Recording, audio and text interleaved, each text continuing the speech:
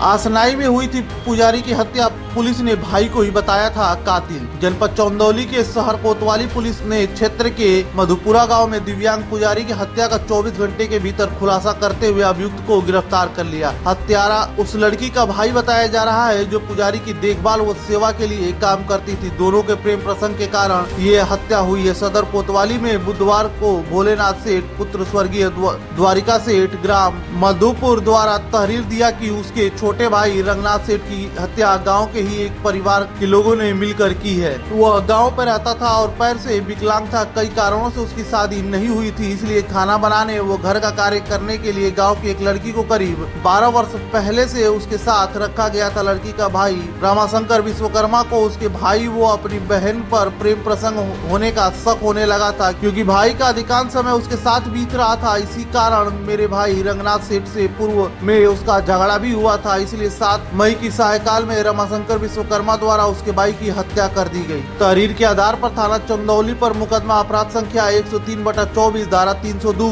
थाना चंदौली पर पंजीकृत कर विवेचना की जा रही थी।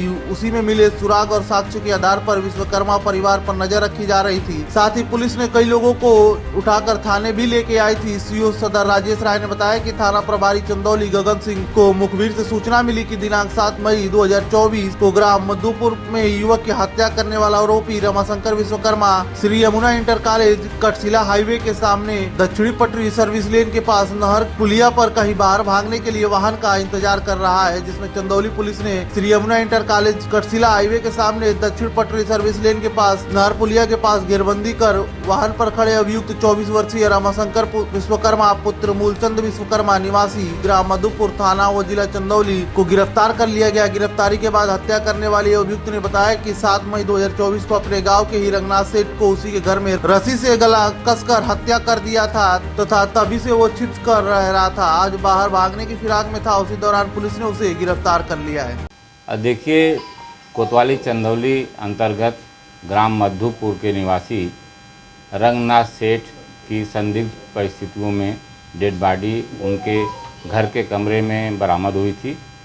इस सूचना पर उनके शव का पंचायतनामा और पोस्टमार्टम की कार्रवाई कराई गई।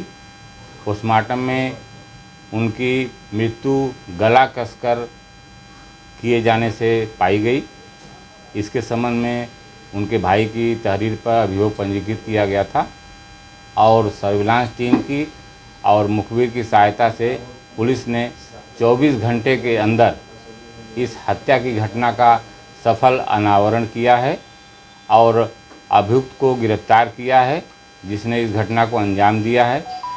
और जांच से विवेचना से यह तथ्य प्रकाश में आया है कि अवैध संबंधों आसनाई के चक्कर में ये घटना कारित की गई है और इसको दूसरा रूप आत्महत्या का रूप देने का प्रयास किया जा रहा था, लेकिन पुलिस ने इसको सफल अनावरण किया है और अभियुक्त को गिरफ्तार किया गया है। कितने अभियुक्त इसमें शामिल थे और वास्तव में इसके पीछे वजह क्या थी? किस तरह के संबंध थे? इस घटना को मात्र एक अभियुक्त ने अंजाम दिया है और ये घटना आसनाई के चक्कर में की गई है। अभियुक्त के विरुद्ध विधिक कार्रवाई की जा रही है।